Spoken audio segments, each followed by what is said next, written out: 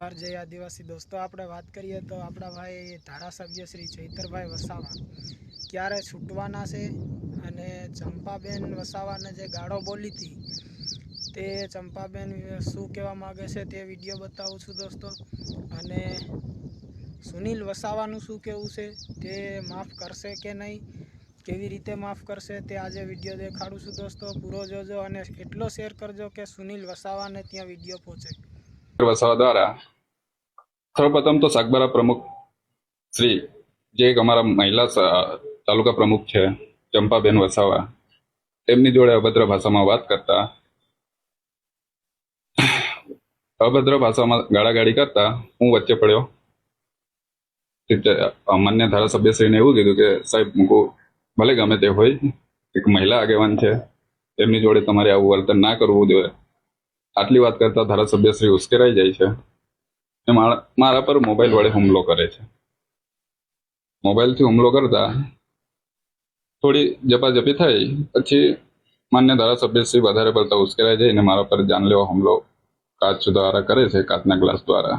તો દોસ્તો સુનિલ વસાવાનો વિડીયો જોઈને તમને શું લાગ્યું કે આ બધી વાત સાચી છે? હકીકતમાં આ બધી વાત ખોટી છે દોસ્તો, કેમ કે સીસીટીવી કેમેરા ત્યારે જે મિટિંગમાં બેઠા હતા ચૈતરભાઈ વસાવા અને ત્યારે મોબાઈલ માર્યો, કાચનો ગ્લાસ માર્યો, તે વિડીયા કેમ રેકોર્ડ નહીં થયા? આ બધી વાત ખોટી છે અને ચૈતરભાઈ વસાવાને ખોટા ફસાવવામાં આવી રહ્યા છે દોસ્તો। અને ચંપાબેનનો વિડીયો જોઈ લો, તેમનું શું કહેવું છે? હું સાગબારાના તાલુકા પંચાયતના પ્રમુખ ચંપાબેન સુભાષભાઈ વસાવા। અમારે પ્રાંત સાહેબની ત્યાં મિટિંગ હતી, ત્યાં બધા હાજર હતા, તાલુકા વિકાસ અધિકારી સાહેબ, મામલતદાર સાહેબ, અમે તાલુકા પંચાયતના બંને પ્રમુખો, પ્રાંત સાહેબના બધા હતા। ત્યાં પેલા ચેતર વસાવા એવું ના બોલાય એવા શબ્દ અમારે સામે બોલતા હતા, તો ગાળામાં ગાળી બોલતા હતા। તો ત્યાં પેલા પ્રમુખ સંજયભાઈએ કીધું કે એવું ના બોલાય સાહેબ, તમારા ધારાસભ્ય હોય એવું શબ્દ બોલે તો ના શોભે એવું કીધું। એટલે સંજયભાઈ ઉપર પેલા એ હુમલો કર્યો। ચંપાબેનનો વિડીયો જોઈને દોસ્તો તમને શું લાગ્યું કે ચંપાબેનની વાત સાચી છે નહીં, આ વાત ખોટી છે દોસ્તો?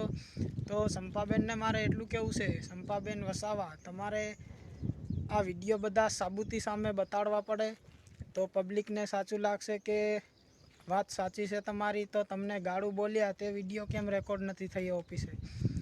આ વાત બધી ખોટી છે। ચૈતર વસાવાને જેમ તેમ કરીને ફસાવવામાં આવી રહ્યા છે દોસ્તો। ને ચૈતર વસાવાની પત્નીનું શું કહેવું છે તો જોઈ લો। વર્ષાબેન, શું ઘટના છે? તમે જઈ રહ્યા છો, ચૈતર વસાવાને કોર્ટમાં રજૂ કરવામાં આવે છે, પોલીસ અટકાવી રહી છે। હા, હવે આજે અમે બધા સમર્થકો સાથે જ્યારે જઈએ છીએ તો અમને પોલીસ દ્વારા અટકાવવામાં આવ્યા છે અને ખૂબ ઘર્ષણ કરે છે, અમારી સાથે બહુ ખરાબ વર્તન કરે છે અને એ લોકો સપોર્ટ નથી કરતા। શું કહેવામાં આવી રહ્યું કે તમે ત્યાં જશો નહીં, છે?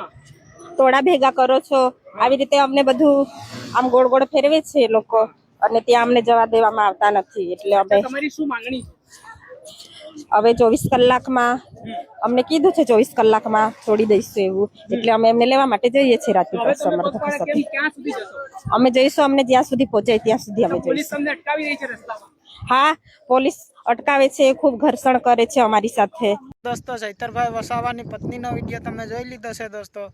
ચૈતરભાઈ વસાવાની પત્ની અત્યારે જેલમાં જે જાય છે ચૈતરભાઈ વસાવાને મળવા, તો સરકાર એટલી ગદ્દાર છે કે તે જેલમાં જવા પણ નથી દેતી અને એટલી ગદ્દારી કરે છે કે ગાડી લઈને જવા પણ નથી દેતા, રોકે છે। તો ચૈતરભાઈ વસાવાની પત્ની હિંમત કરી છે તો ચાલીને પણ જાય છે અને 24 કલાકની અંદર ચૈતરભાઈ વસાવાને છોડી મૂકવામાં આવશે એવું બોલ્યા।